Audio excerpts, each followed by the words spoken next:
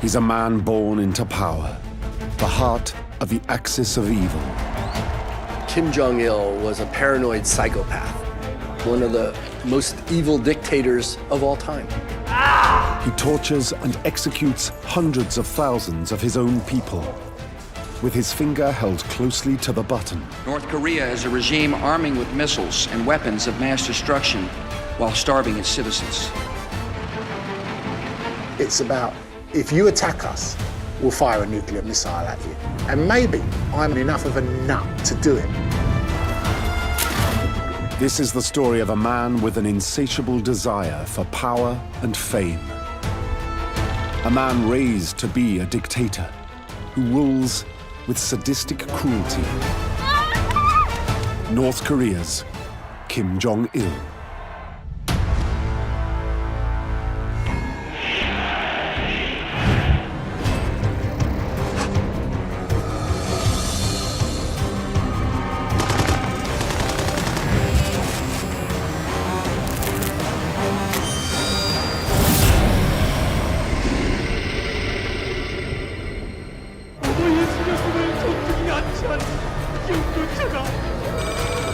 July the 8th, 1994.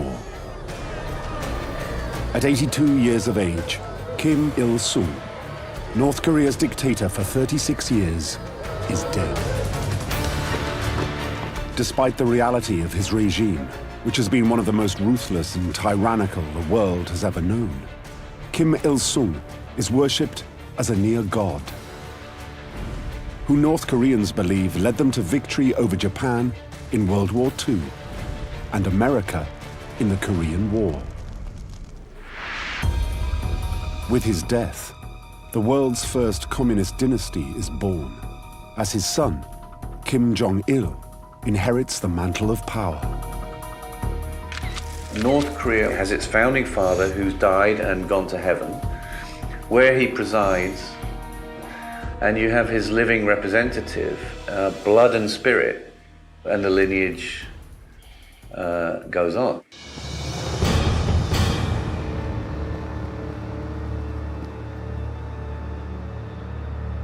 But Kim Jong-il inherits a disastrous situation. Despite his father's attempts at total self-sufficiency, North Korea has to rely on its communist neighbors buying its goods. When the Soviet Union collapses in 1991, it has catastrophic effects on the North Korean economy, compounded by several disastrous harvests that leave people across the country starving. The myth of a socialist paradise is falling apart at the seams. Ever since Kim Jong-il got involved with everything in politics, food distribution gradually started to pale. In the morning, I would see more than 10 street kids lying dead on the way to work. Back then, a lot of people died around me. A lot of kids without parents died from starvation.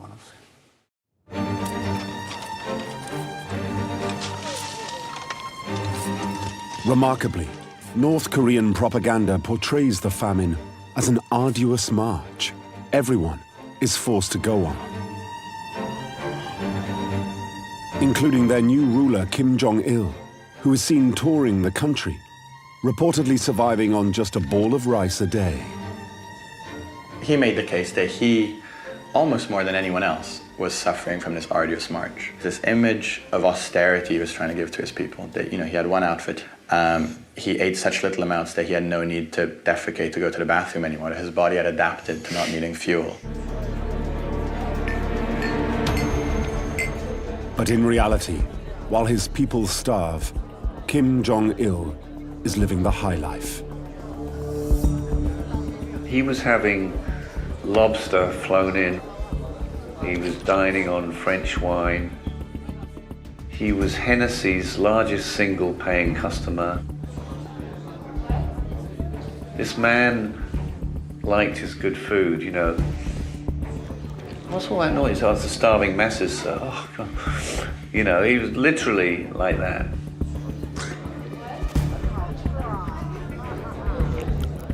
It's the kind of evil where there is no feeling. There's just emptiness. Those starving people howling out there mean nothing to me. Rather than introduce simple market reforms like China and Russia that would keep his people alive, selfishly, Kim Jong-il is only interested in his own survival. He didn't do it because he believed that such a policy would make people too independent, too difficult to control, and in the end of the day, too dangerous. To finance his extravagant lifestyle and keep himself in power, he runs the government like a mafia-style criminal enterprise. There was talk of their involvement in various illicit activities, everything from ivory trading through to being one of the largest producers of methamphetamine. They were probably the world's finest ever forgers of $100 bills, American $100 bills. And I think this is one of the great contradictions of the time of Kim Jong-il. You can create perfect fake $100 bills, and yet, you can't grow enough corn to feed the population. While Kim enriches himself, he deviously comes up with a way of getting someone else to pay to keep the North Korean people alive. He's going to terrify the West into sending them food. As well as building the world's fourth biggest army, Kim Jong-il secretly develops nuclear weapons. North Korea all along intended to become a nuclear state. Their objective was to create a bargaining position, a leverage, and that they were willing to give this up for some kind of guarantees of regime survival.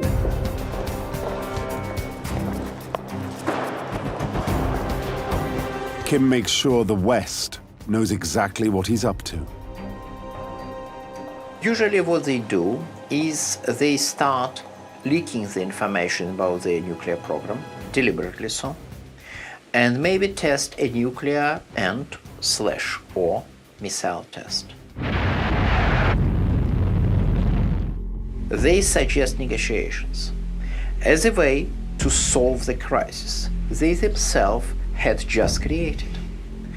Most of the world sign with relief and give them concessions.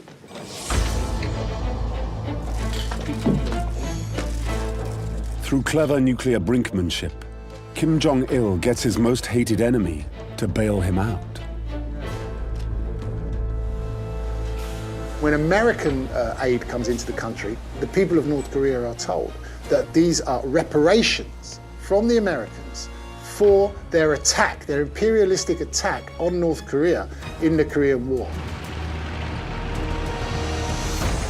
And even though food is now pouring in, Kim Jong-il continues to escalate his nuclear arsenal. It's about, if you attack us, if you do anything to us that we don't like, we'll fire a nuclear missile at you. Game over. And maybe, just maybe, I'm unstable enough and mad enough and enough of a nut to do it. The North Korean dictator's nuclear threat isn't just to get the world to feed his people. His country has been so cut off, it's regarded as irrelevant in world affairs. But nukes get him noticed. It feeds his ego. Kim Jong-il was a master manipulator at the international level. And he loved that aspect of making America, subdominant to him, submissive to him. And we wanted to make sure he didn't have nuclear weapons. He ended up with them anyway.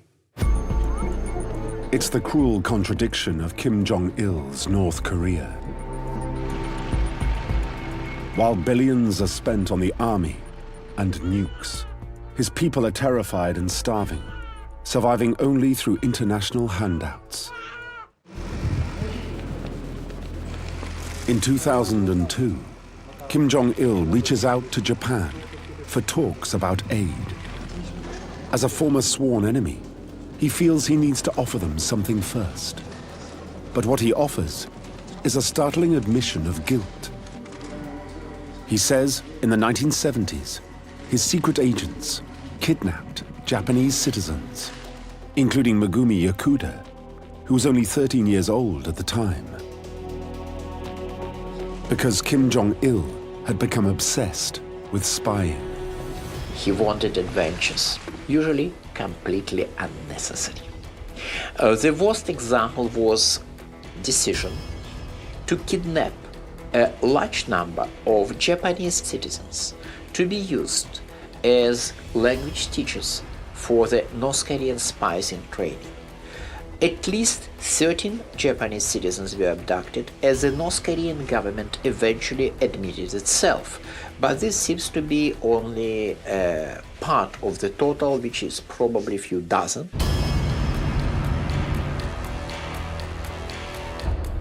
It's a level of state-sponsored depravity the rest of the world could barely believe. But it's only what you'd expect from a man raised to be a dictator.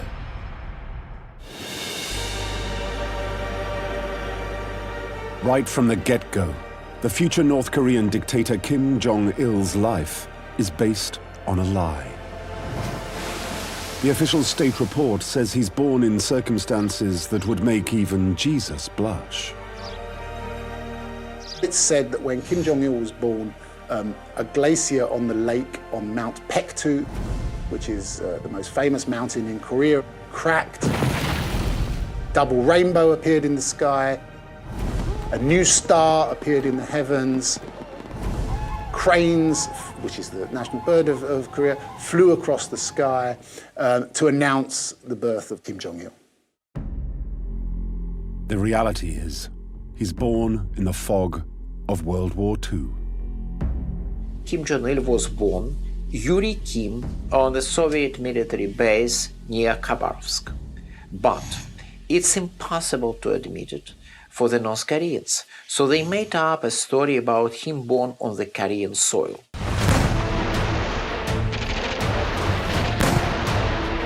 His father, Kim Il-sung, is a commander fighting for the communist resistance struggle in the far east of Russia. With Soviet backing, Kim's aim is to liberate the Korean peninsula from Japanese control.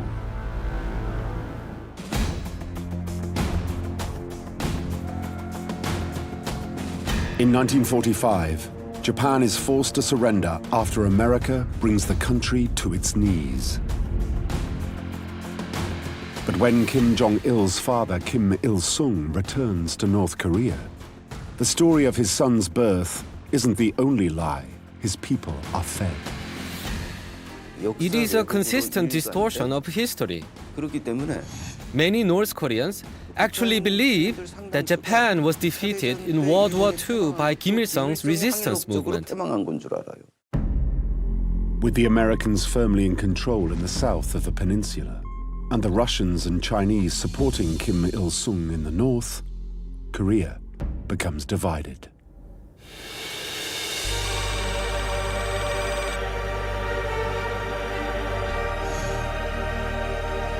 The future dictator Kim Jong-il is just 4 years old when his father brings the family to the new northern capital, Pyongyang.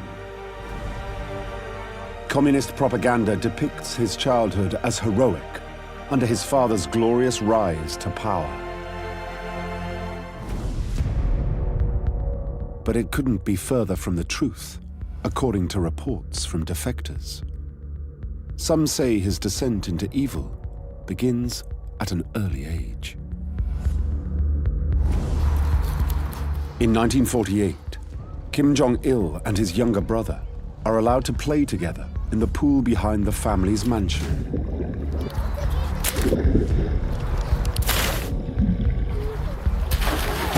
For whatever reason, something goes horribly wrong. Their horseplay turns nasty.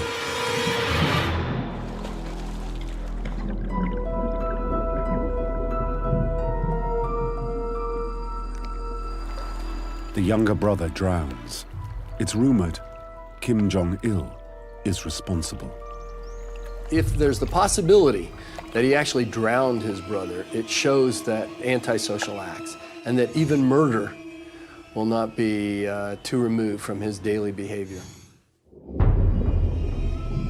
This story has always been spun in two different ways. It has often been presented by those wishing to attack Kim Jong-il as he is inherently evil. However, that gets spun another way, which is to sort of show, again, his hard man credentials, that, you know, you don't want to mess with Kim Jong-il, don't take on Kim Jong-il. Having seemingly little feelings for the loss of his brother, it is the loss of another close family member just a year later that truly devastates Kim Jong-il. In 1949, when he is just 7, his mother suffers complications from an ectopic pregnancy and dies. If he had a mother, he would have had a sort of controlling hand. And without that, it seems he kind of grew up in a world where, you know, interacting with him was very dangerous for everyone else and very safe for him. It leaves the young Kim desperate for his father's attention. But Kim Il-sung has more pressing concerns.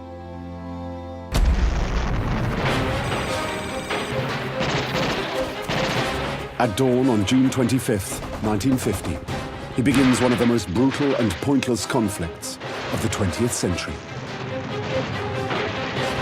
The Korean War is as close to a Third World War as we've ever seen. Kim Il-sung invades the South, determined to turn it communist. But an American-led United Nations army pushes him back. Seeing their communist ally in trouble, China invades and pushes the Americans back.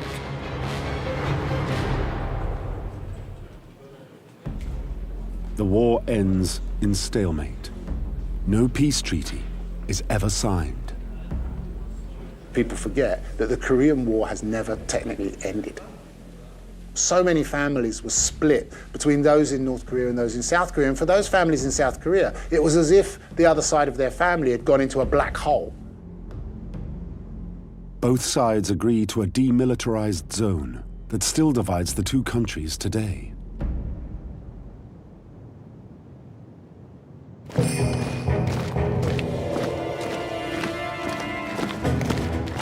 The Korean War instills in Kim Il-sung and his son, Kim Jong-il, a lifelong fear and loathing of America.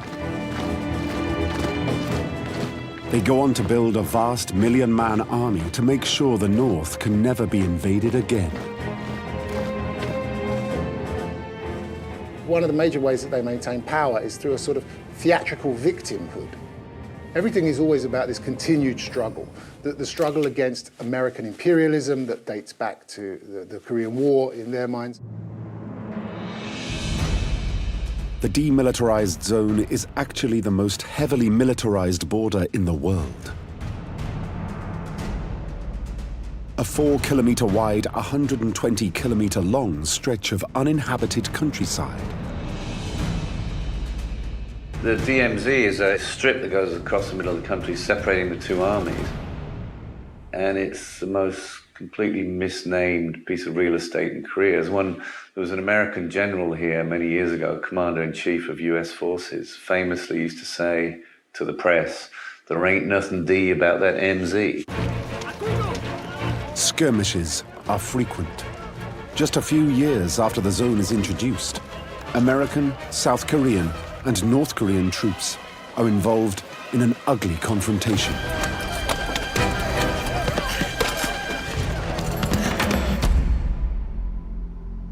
With the war and the DMZ isolating the country, North Korea decides to go it alone. 분명의 영도자는 일찍이 없었습니다. Kim Il-sung decrees North Korea must now be entirely self-sufficient, never again relying on China or Russia to bail it out. In 1955, he declares a policy of North Korean self-reliance, known as Juche. Juche theory united the country under a blend of Marxism-Leninism, Korean mythology, and of course Confucianism. Under Juche, North Korea will feed itself, arm itself, and develop without any input from the rest of the world. It's a system Kim Il-sung uses to establish a one-man rule over the country. The masses must now submit to the great leader.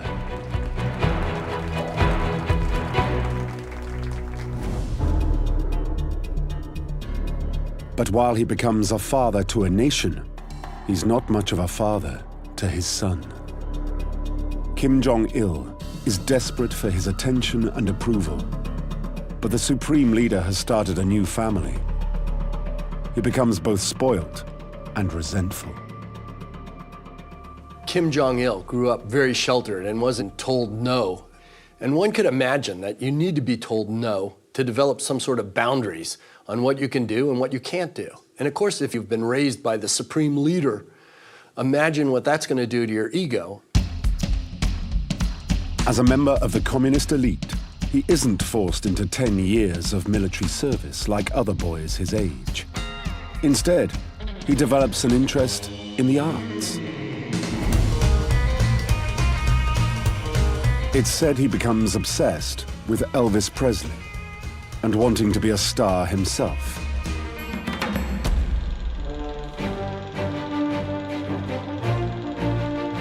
He demands his father's diplomats bring him foreign films, completely banned to the rest of the population.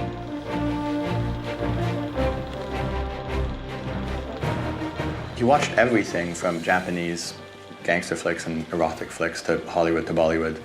But it seems like he preferred, the kind of Hollywood blockbuster mainstream films. The James Bond films were his favorite films. He loved Rambo. He would probably make a good movie producer. Nonetheless, he was born to be a dictator. After graduating from the Kim Il-sung University in 1964, Kim Jong-il is given a position in the Workers' Party. His father soon promotes him to a government role he thinks he'll enjoy.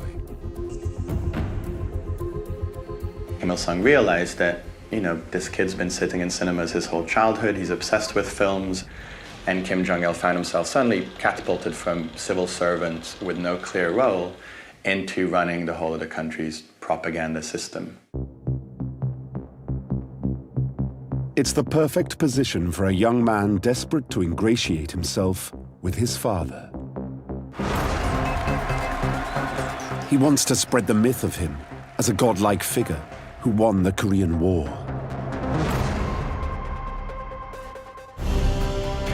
By elevating him to such heights, Kim Jong-il hopes to one day take the reins of power himself.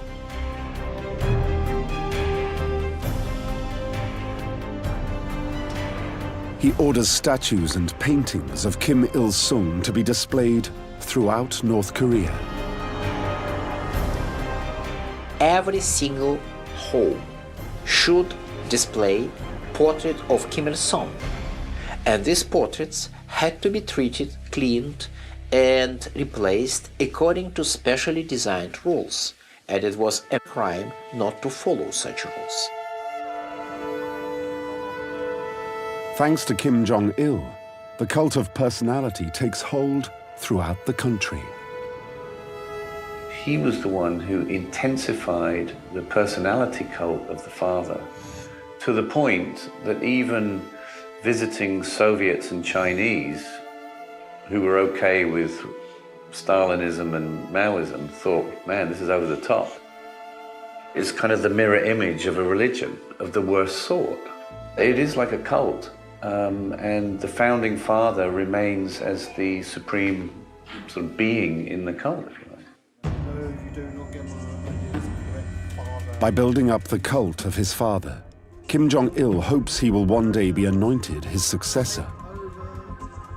His only fear is his younger stepbrother may be chosen instead. So in maneuvering for the top job, he takes out some insurance.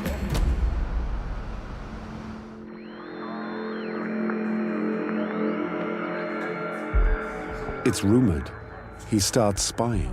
on his father. He has Kim Il-sung bugged to see if he is secretly considering his stepbrother over him.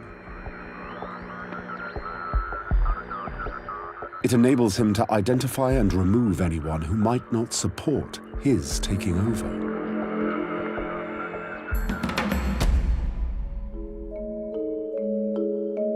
Nam-il is a partisan who fought alongside Kim's father in World War II. But when he starts asking questions about Kim Jong-il's suitability for the top job, he dies in a mysterious car accident.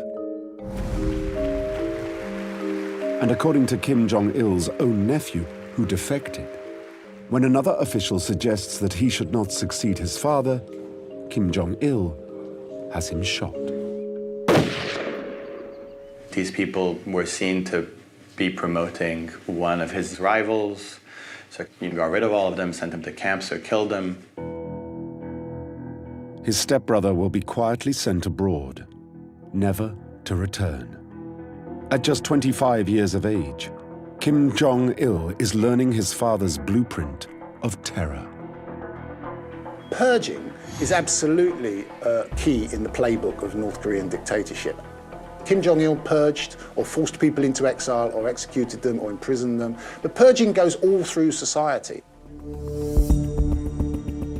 Gradually, the power Kim acquires behind the scenes goes to his head. With his love of the movies, he regards cinema as the perfect means of indoctrinating the North Korean people. He wants to rival his hated enemies in South Korea, who are now producing award-winning films to worldwide critical acclaim. But the North just doesn't have the talent.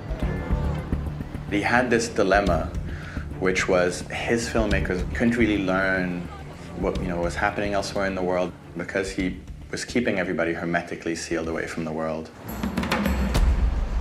So Kim hatches a demented plan. This is one of the most bizarre episodes with North Korea, and certainly I would say counts as one of the most bizarre episodes in the history of modern movie making. Chae Eun-hui is South Korea's most glamorous and successful film actress. One day, she receives an unusual invitation to travel to Hong Kong. The actress was approached by a filmmaker from Hong Kong who was essentially offering her a script to direct and star in. For several days, Chae is flattered and cajoled until she is asked to accompany the filmmaker to the Hong Kong coast, where a top producer supposedly lives. However, it's all a trap.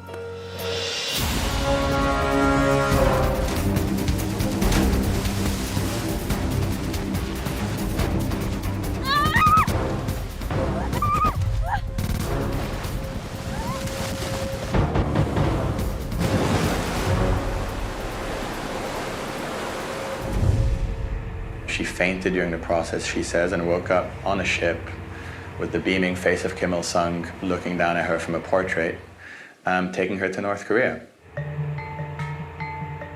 After a 6-day boat ride, Chae finally understands the enormity of her situation.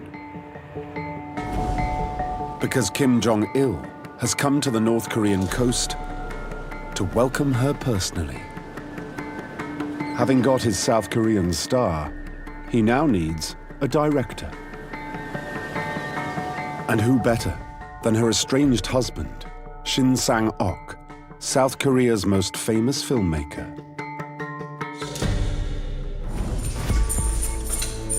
Shin is thrown into prison after also being kidnapped from Hong Kong in almost identical circumstances to Chae.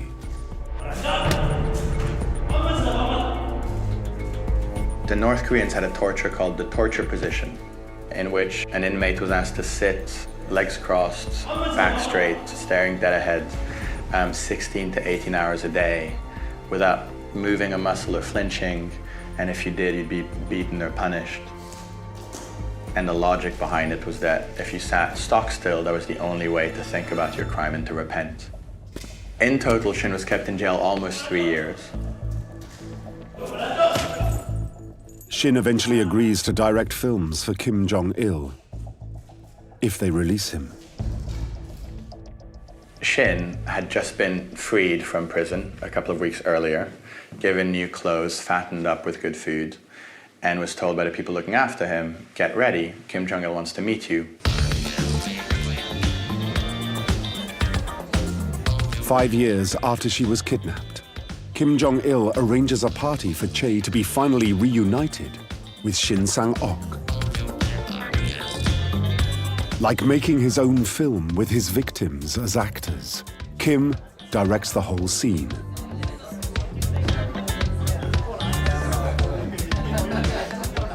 Oh, there's somebody I want you to meet. And he creates this drama. Man, can you imagine this? There she is with the elite of North Korea, party time, and then in comes the kidnapped husband. Kim Jong-il tells them, come on, well, are you not going to hug each other? So Shin and Che hug, kind of feel dazed. And Kim's already dreamt up his glorious finale. He basically said, I got an idea, why don't you get married again? Okay. I'll tell you what, I'll marry you. You know, this man's a nutter. Shin and Che are forced to make several films for Kim Jong-il,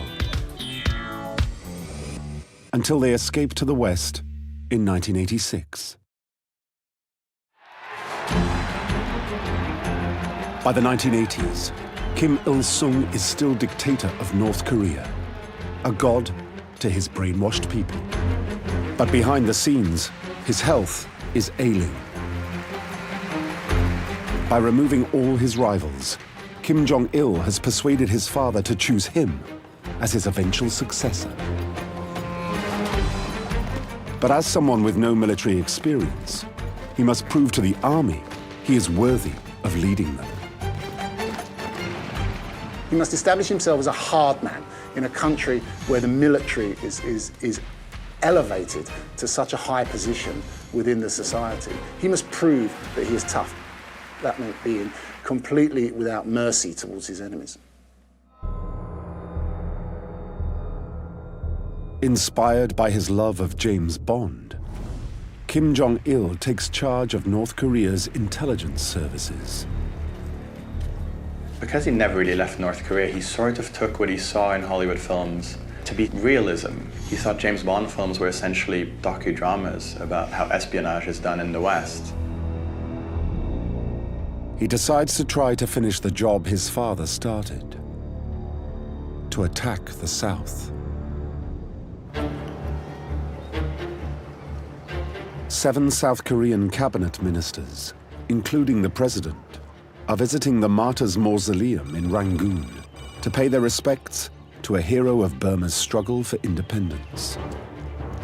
2 days earlier, Kim Jong-il has sent his agents to plant a terrifying surprise for the service.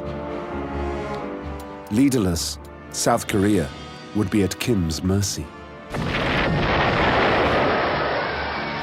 21 people are killed, including 3 members of the South Korean cabinet. But the main target, the president, survives when his car is caught in traffic and he is late for the service. Obviously, it was done on the assumption that such an assassination attempt would start a massive anti-government rebellion in South Korea. Of course, it was a pipe dream. By 1987, with America behind it, South Korea is emerging as a successful and thriving economy, and after years of dictatorship, turning to democracy. It's awarded the 1988 Olympic Games, but Kim thinks they should hold it jointly with the North. With the Cold War still in full swing, he's going to orchestrate a boycott. North Korea's communist allies were meeting to decide whether to boycott the third Olympics. You know, Moscow got boycotted by the West in 80, Los Angeles got boycotted by the East in 84. Kim plots a way of making sure the Eastern Bloc vote to ruin South Korea's big day.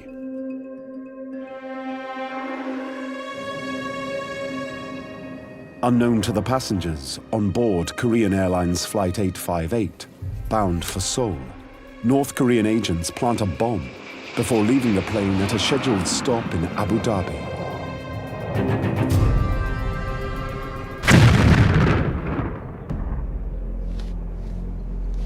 A 115 people, mainly South Koreans, are killed.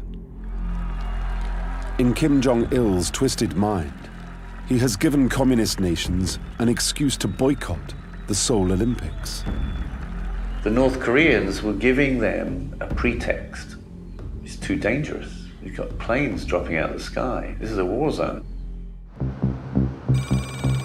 But his demented scheme backfires. South Korean intelligence agents trace Kim's bombers to a hotel room in Bahrain. Realizing they're about to be arrested, they attempt to commit suicide with cyanide pills hidden in cigarettes. One succeeds. The other is stopped by the South Korean agents in the nick of time.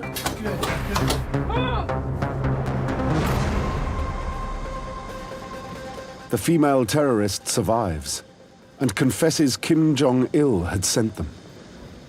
She came off the plane with one of those Asian type of masks on, and I suspect underneath the mask was a leather gag that goes into her mouth, and it stops them biting out their tongue, because the North Korean commandos are trained to bite their tongue and then bleed out. With Kim's murderous tactics exposed, Eastern Bloc countries vote to go to the South Korean Olympics. The White House brands North Korea a state sponsor of terrorism. But Kim Jong-il doesn't care. Because on July the 8th, 1994, he gets the news he's waited his whole life for. His father is dead, and he will soon be in total control of North Korea.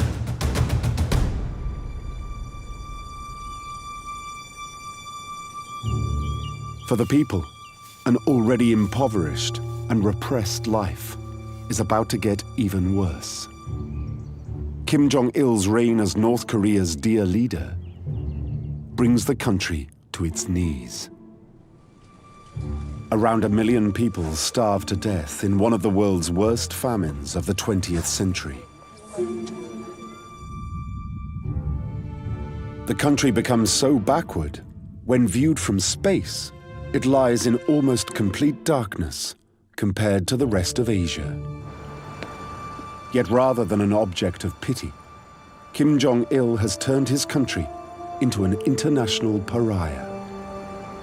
North Korea is a regime arming with missiles and weapons of mass destruction while starving its citizens. States like these and their terrorist allies constitute an axis of evil. But Kim Jong-il is impervious to American name-calling because he keeps his people in complete isolation. They have no idea how the rest of the world view them. No independent information can get in or out. And anyone who disobeys the leader is crushed mercilessly.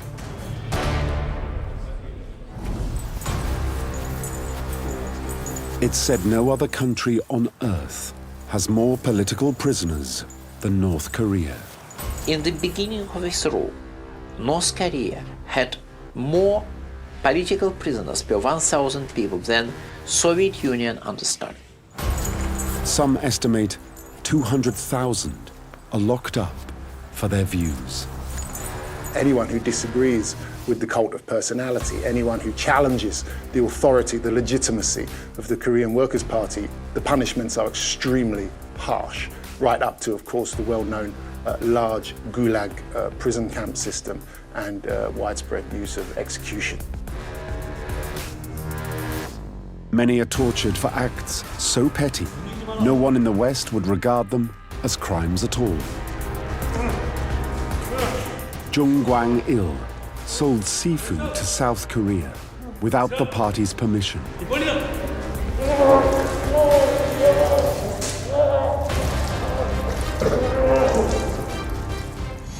I was tortured in so many different ways. I was tortured with electricity and by water. And also suffered from pigeon torture where I was chained backwards. They chain your hands behind your back onto a hoop 60 centimeters high. So you can't sit down, you can't rest. You can't stand up, your body becomes paralyzed. Then your body becomes all numb and your chest hurts, as if it's going to pop out. The pain is beyond description. You relieve yourself in your pants.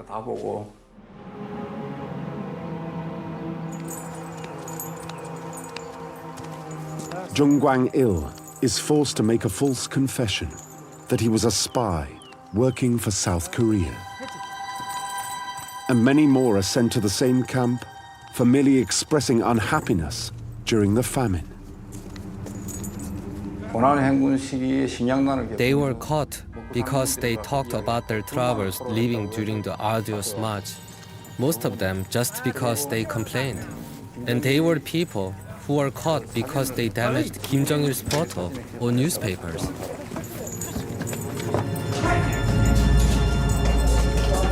Jung experiences conditions no human being should witness, and which haven't been seen since the Nazi labor camps. In winter, it goes down to as much as minus 30 centigrade. The ground freezes to almost 2 meters deep, so they never let you bury dead people. In spring, when the ground starts to defrost, we would go into the storage room to dispose of the bodies. It's really miserable to see. Because the bodies had decayed while freezing and defrosting, so they were all tangled. We just had to use shovels to bury them like garbage. While hundreds of thousands are either starving or locked up, Kim Jong-il carries on his life of excess. In 2008, he disappears for 10 months without explanation. The world waits. Has Kim's lifestyle finally caught up with him?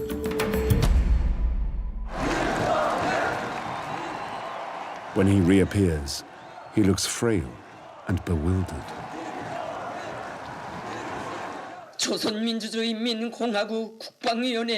Then, on December the 17th, 2011, an announcement is made. 위대한 용도자 김정일 동지께서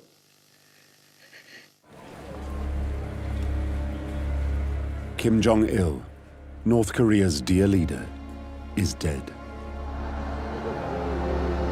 The outpouring of grief is as hysterical as when his father died 17 years earlier. At first, many in the West hope his death could be a turning point in North Korea's history. After 63 years of brutal dictatorship, there's a chance the country will finally open up and end its self-imposed exile as the Hermit Kingdom.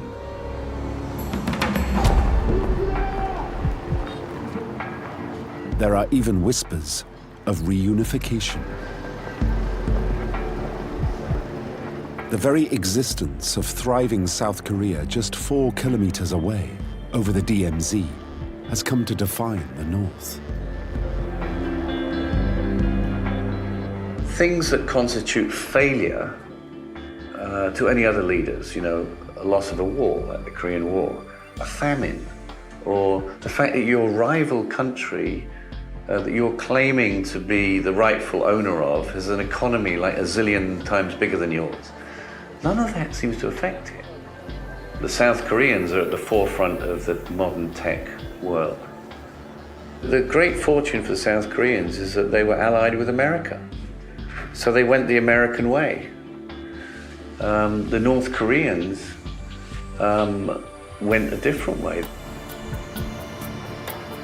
For many, the only hope is to escape.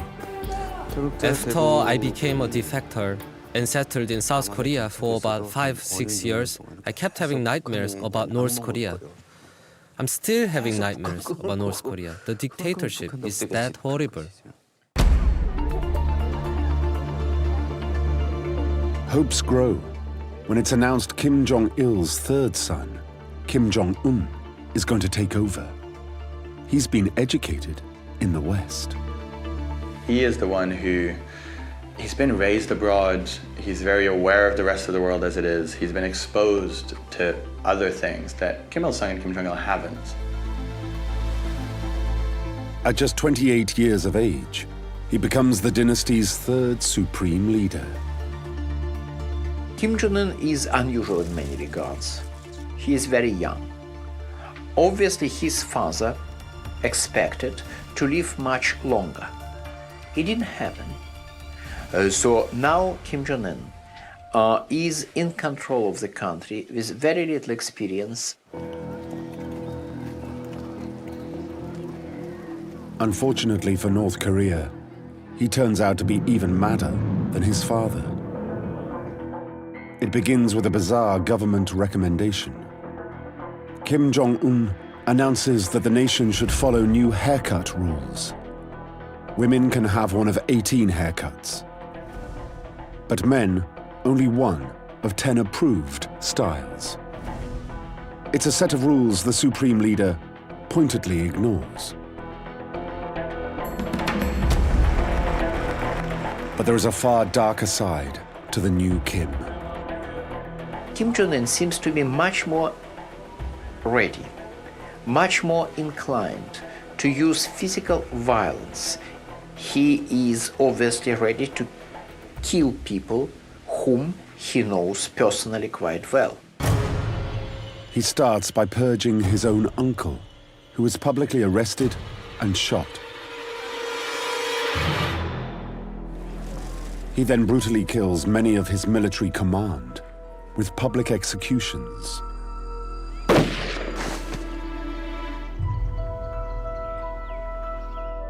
At the same time, he continues to test nuclear weapons, and his people starve. When comparing Kim Jong-il and Kim Jong-un, people think Kim Jong-un will be different, but nothing can ever change.